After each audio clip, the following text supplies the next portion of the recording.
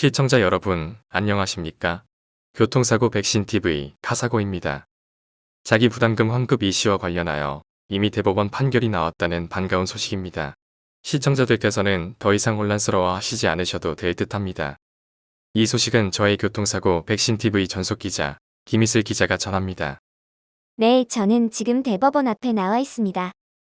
요즘 자차 보험 자기 부담금 환급 이슈와 관련해서 뜨거운데요. 전문가들은 지급이 가능하다, 지급이 불가능하다 말들이 많습니다. 이번에 그와 관련한 대법원에서 판결이 나왔다는 거군요. 대법원 판결이 나온 것은 맞지만 이번에 나온 것은 아닙니다. 그럼 최근은 아니지만 논쟁이 되기 직전에 판결이 있었다는 말씀인가요? 그것도 정확히는 아닙니다. 이번 이슈는 대법원 2014-46,211 전원합의체 판결을 법원이 보험회사들 사이에서 자차 보험금과 관련한 구상금 소송에서 인용하면서 발생한 문제입니다. 법원은 전체 차수리비에서 상대방 과실을 곱한 금액에서 자기 부담금 전부를 빼버렸기 때문입니다. 그래서 이 두 판결을 해석하여 과실이 있는 경우에도 고객은 상대방 보험회사에게 자기 부담금 전부를 돌려받을 수 있다는 주장을 하고 있으며 보험회사에서는 지급할 수 없다고 주장합니다. 그런데 이번에 논쟁의 마침표를 찍는 판결문은 바로 2014-46,211 전원합의체, 바로 그 판결입니다. 김 기자, 무슨 말인지 잘 이해가 안 가는군요. 자세하게 설명을 부탁드립니다.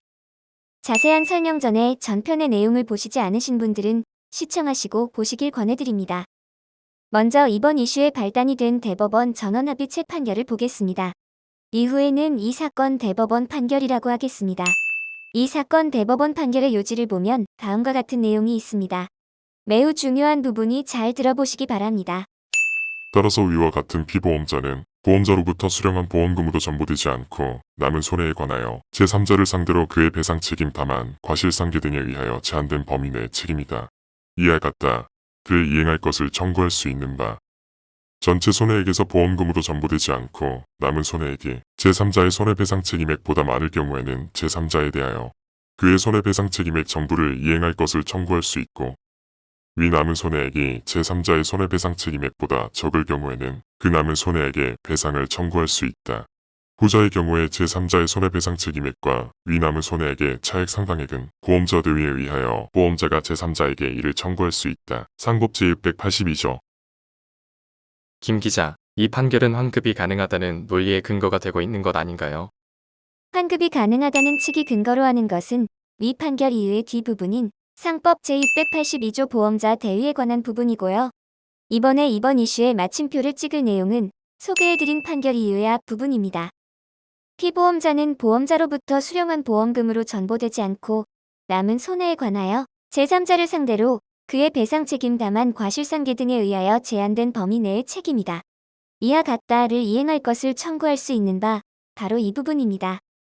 법원은 피보험자가 보험자로부터 수령한 보험금이 손해의 전부에 대해서 보상받지 못한 때에는 가해자에게 돈을 달라고 청구할 수 있는데, 관로안의 내용을 보시면 과실상계 등에 의하여 제한된 범위 내에서 책임이라고 규정하고 있어서 피보험자가 가해자에게 청구할 때에는 과실 비율에 따라서 청구할 수 있다는 것을 분명히 하고 있습니다.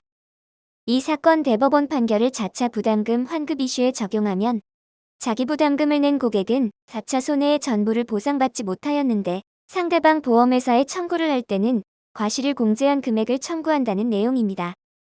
김 기자, 보험금 환급이 가능하다는 주장을 하시는 분들은 이 사건 대법원 판결 외에 보험회사의 구상금 소송에서 자기 부담금 전부를 뺀 것도 근거라고 주장하는데요.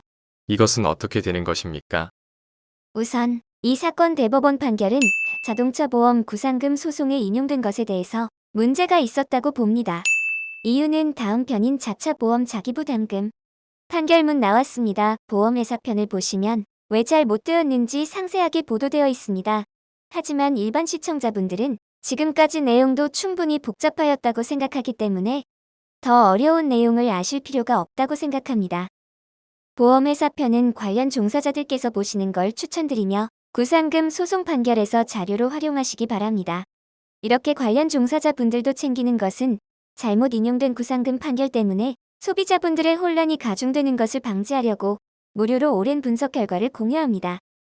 결론적으로 과실 책임주의 하의 과실상계는 원칙적인 것이며 과실이 있는 측이 과실을 적용받지 않으려면 특별법의 근거가 있어야 합니다.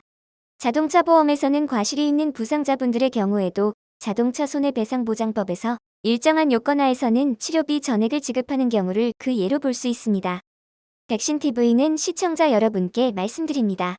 자기 부담금을 상대방에 청구할 때에는 자기의 과실 비율을 빼고 청구한다는 걸 꼭 기억하세요. 여기에 더하여 자차 보험 자기 부담금은 다음과 같이 해결하시면 되니 시청자 여러분들은 이렇게 하시길 권합니다. 먼저 자기 부담금 환급금의 청구는 내 과실이 없거나 있는 경우입니다. 내 과실이 0%인데도 자기 부담금을 낸 경우에는 상대방 보험회사에 100% 돌려받을 수 있습니다. 이 경우 우리 보험에서 직원의 도움을 받거나 아니면 상대방 보험회사에 접수번호로 전화 한 통만 하면 담당자 확인이 되고 계좌번호만 가르쳐 주시면 됩니다. 둘째, 내 과실이 일부 있는 경우입니다. 방법은 같지만 이해를 돕기 위해 과실 비율을 나누어서 예를 들겠습니다.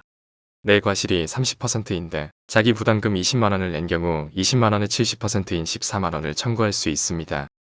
내 과실이 50%인데 자기 부담금 20만원을 낸 경우는 20만원의 50%인 10만원을 상대방 보험회사에 청구하시면 됩니다. 내 과실이 70%인데 자기 부담금 20만원을 낸 경우에는 20만원의 30%인 6만원을 상대방 보험회사에 청구하시면 됩니다. 여기서 팁 하나 더 드립니다. 자차 보험금에는 대체교통비 폐차한 경우 발생하는 취득세, 등록세, 일정한 차량과 수리비 이상인 경우에 지급되는 시세 하락 손해가 지급되지 않습니다. 상대방 보험회사에 청구하실 때는 자기 부담금뿐만 아니라 이것들도 챙기세요.